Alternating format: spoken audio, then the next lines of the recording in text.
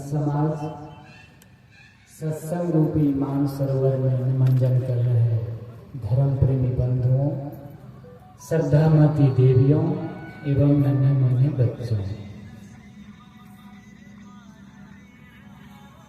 हर मनुष्यों का मन हमेशा अभाव का महसूस करता है, दुख का अनुभव करता है, उलझन का अनुभव करता है, अशांति का महसूस होता है।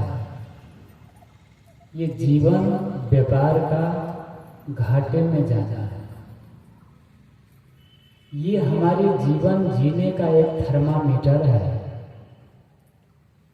कि हम जीवन को किस ढंग से जी रहे हैं। अगर मन में हमेशा अभाव का अनुभव हो रहा है, दुख का अनुभव हो रहा है, उलझन का अनुभव हो रहा है, अशांति का अनुभव हो रहा है, तो समझिए कि हम जीवन को नहीं जी रहे हैं। किसको जी रहे हैं?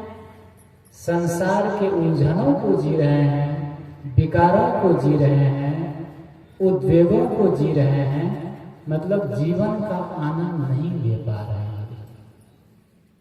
और ये जीवन के आनंद को लेने के लिए, जीवन को अच्छे ढंग से कैसे जिए, इसको सीखने के लिए ये सत्संग का आयोजन है। तो बात ये है कि हमारा मन हमेशा अभाव का महसूस क्यों करता है, दुख का अनुभव क्यों करता है? बाहर बहुत कुछ है, बाहर में सब कुछ है। सब कुछ मतलब सब कुछ क्या है? रोटी, कपड़ा, मकान। ये तीन चीजें मिल गई तो समझिए प्रकृति, परमात्मा, विधाता, ईश्वर, जो भी आप कहें, आपको सब कुछ है। क्या चाहिए जीवन में?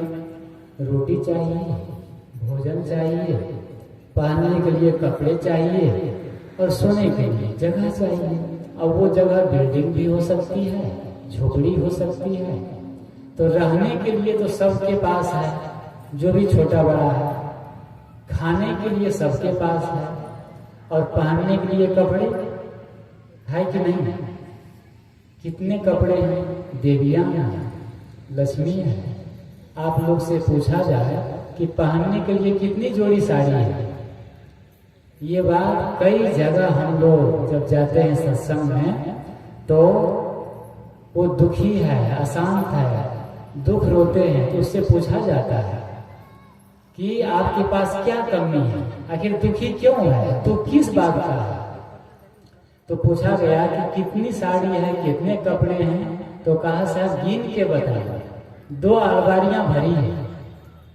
अब इतने कपड़े हैं कि 2 अलमारी साड़ी से भरी है और कपड़े हैं, बच्चे हैं, मकान है, बैंक बैलेंस है, सब कुछ है। इसके बाद भी दुख किस चीज का है? थोड़ा सा चिंतन करें, दुख क्या है?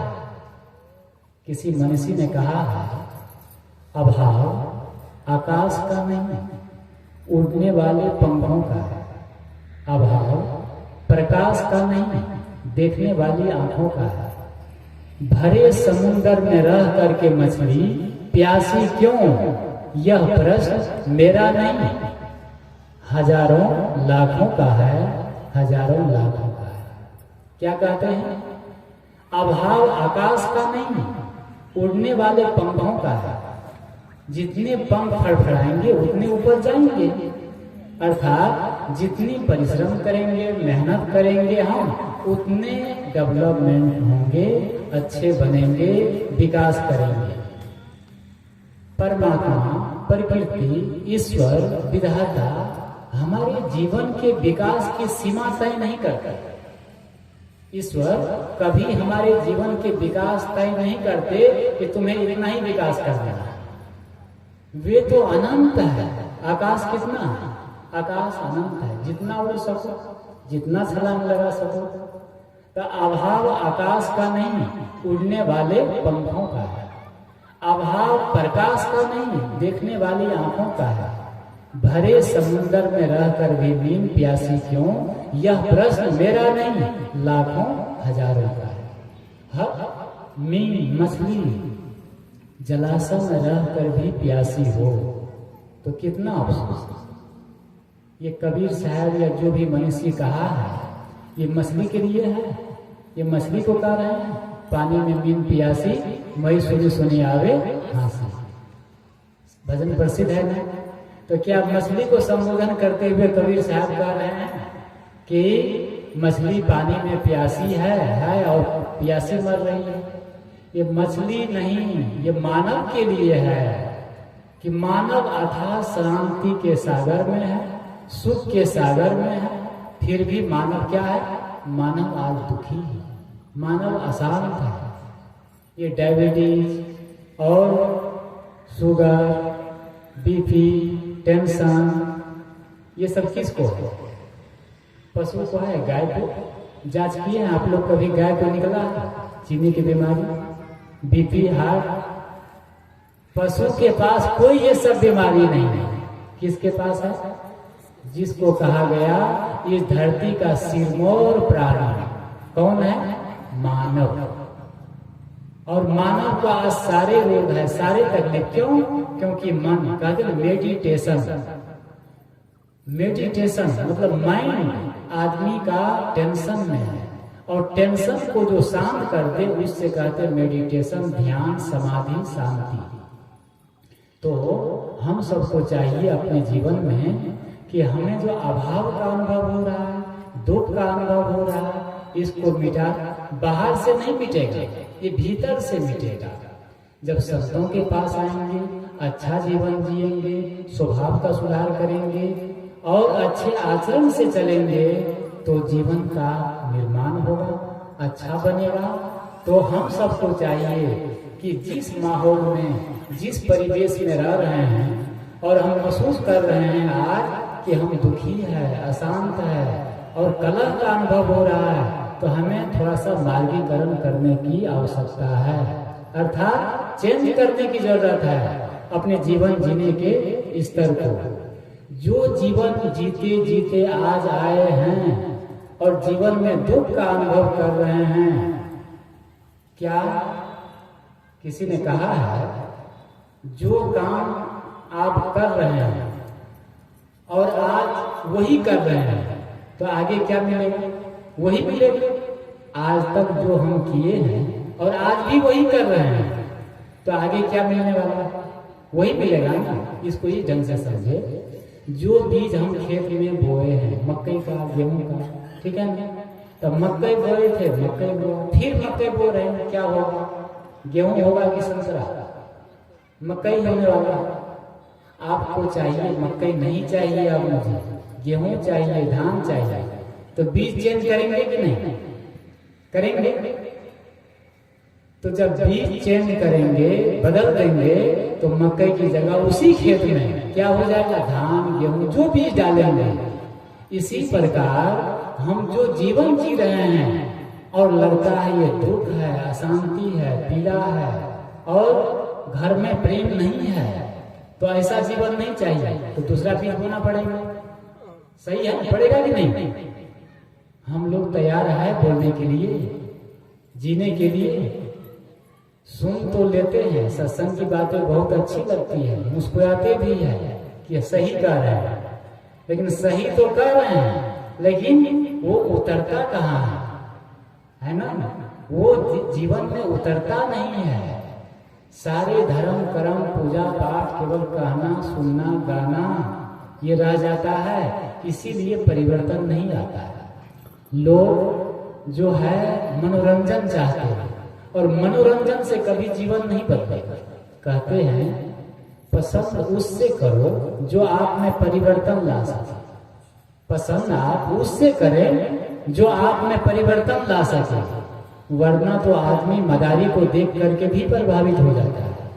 मदारी बंदर नचाने वाला आता है, जादूगर आता है, उसको देख करके कितना बढ़िया आदमी प्रभावित हो जाता है, तो क्या उससे जीवन बदलेगा?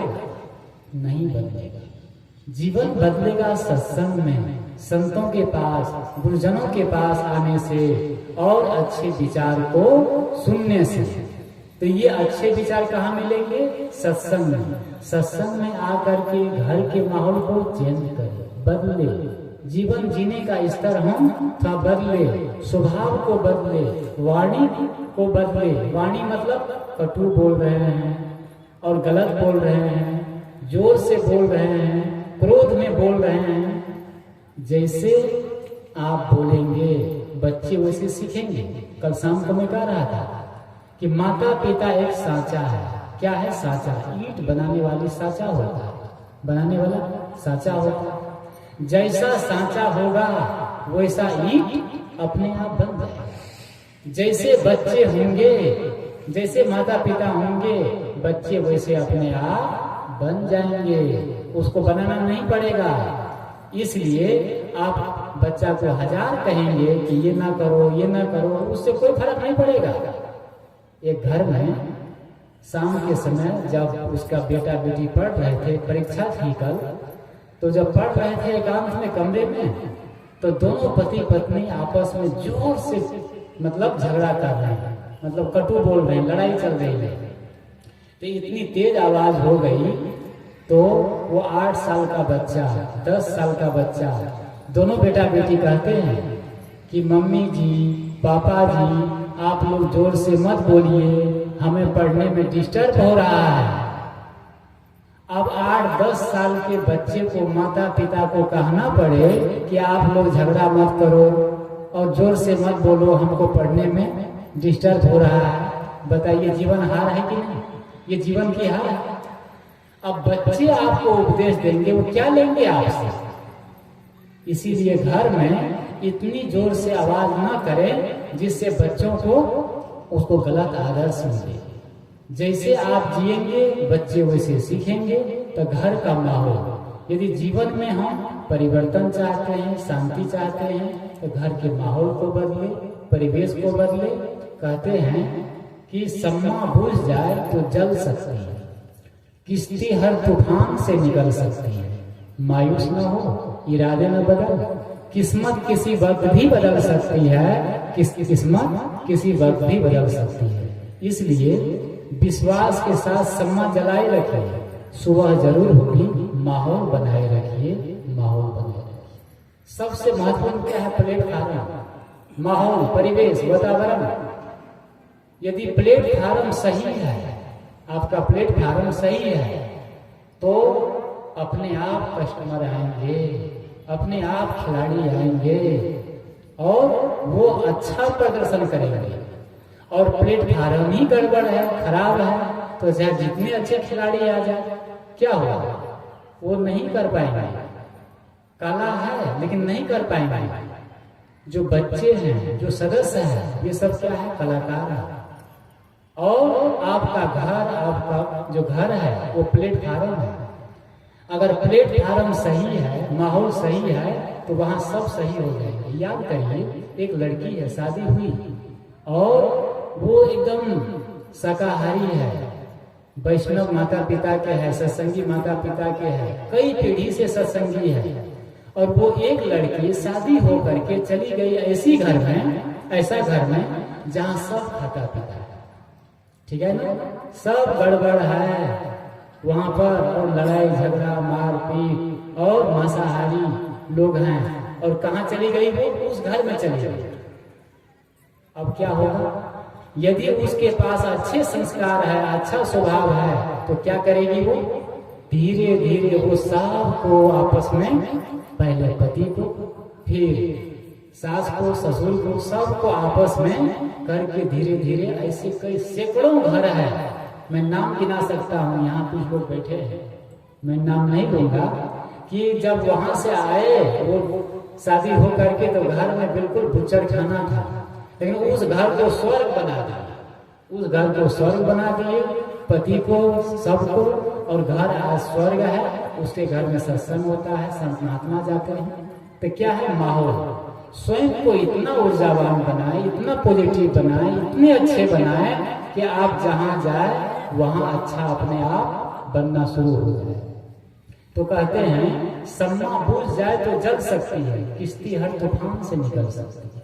तूफान है, पानी है, लेकिन यदि मल्लाह सही है, कुशल है, तो हर तूफान से नाव पार कर लेगा। इसलिए कहते हैं हर तूफान से नाव पार हो सकती है। मायूस न हो, और किस्मत किसी वक्त भी बदल सकती है। किस्मत मतलब भाग, प्रारब्ध। ये प्रारब्ध किस्मत कब बदल जाए इसको कहा नहीं जा सकता। कब कौन रोडपति से करोड़पति बन जाए और कौन करोड़पति से रोडपति बन जाए, क्योंकि सबका रिमोट कंट्रोल किसके पास है? एक ही राजा है इस दुनिया में। उस राजा का नाम जानते हैं? उस राजा का नाम है कर्म करता। कर्म करता मतलब जैसा आप कर्म करेंगे वैसा प्रकृति विधाता आपको बना देंगे। इंसानियत दिल में होती है, हैसियत में नहीं। ऊपर वाला सिर्फ कर्म देखता है, आपकी बसीहत नहीं। क्या कहते हैं? इंसानियत दिल में होती है, प्रेम दिल में होता है, खुशी दिल में होती है, बसीहत में नहीं। आपके पास बसीहत, बसीहत किसको कहते हैं? कितनी जमीन है, कितने बड़ा मकान है, कितने बैंक बैलेंस है, कितनी सोना चांदी है, इसको बाहर वाला देखेगा। आप आपके द्वार पर आए हैं और उनसे आप मुंह घुमा ले, कटु बोले, तो आपकी हैसियत, बसीहत, धन संपत्ति किस काम के उसके लिए नहीं है। इसीलिए कहते हैं कि इंसानियत, अगर आप हम सब कहते हैं कि इंसान को इंसान की तराजू से तौलिए, दो शब्द ही सही लेकिन प्रेम से बोलिए, ठीक है ना? क्या है? इंसान को इंसान की तराजू से तौलिए, धन की तराजू से नहीं, पद के तराजू से नहीं, प्रतिष्ठा के तराजू से नहीं। इंसान को इंसान की तराजू से तौलिए, दो शब्द ही सही लेकिन प्यार से बोलिए, प्रेम से बोलिए। तो हम सबको चाहिए कि क्या कहते हैं? बसीहत नहीं, लोगों को हम दिखावा ना दिखाएं, संपत्ति, धन, दौलत ये नहीं। तो कहते हैं कि इंसानियत दिल में होती है, बसीहत में नहीं। ऊपर वाला सिर्फ कर्म देखता है, आपकी बसीहत नहीं। यदि कर्म गड़बड़ है, आप शराब पीते हैं और आपके पास 100 बीघा जमीन है, अच्छी नौकरी है, तो वो एक शराब, एक गलत कर्म आपको भिखमंगा बना देगा, क्योंकि देख रहा है ना, प्रकृति देख रही है। तो कर्म, हम जब शुभ कर्म करेंगे, अच्छे कर्म करेंगे, तो सब बढ़िया होगा, सब अच्छा होगा। तो मैं कह रहा था कि हर व्यक्ति का अपना मन अभाव, असंतोष, दुख का अनुभव करता है, और इसका मूल कारण बाहर नहीं, हमारे भीतर है। जीवन है, घर है, परिवार है, उन सबको सही कर लेंगे, बीज चेंज कर देंगे, जीने का ढंग सही कर लेंगे, तो ये अभाव और दुख का अनुभव हमें नहीं होगा। इसी के साथ मैं अपनी बात को विराम देता हूँ। बोलिए।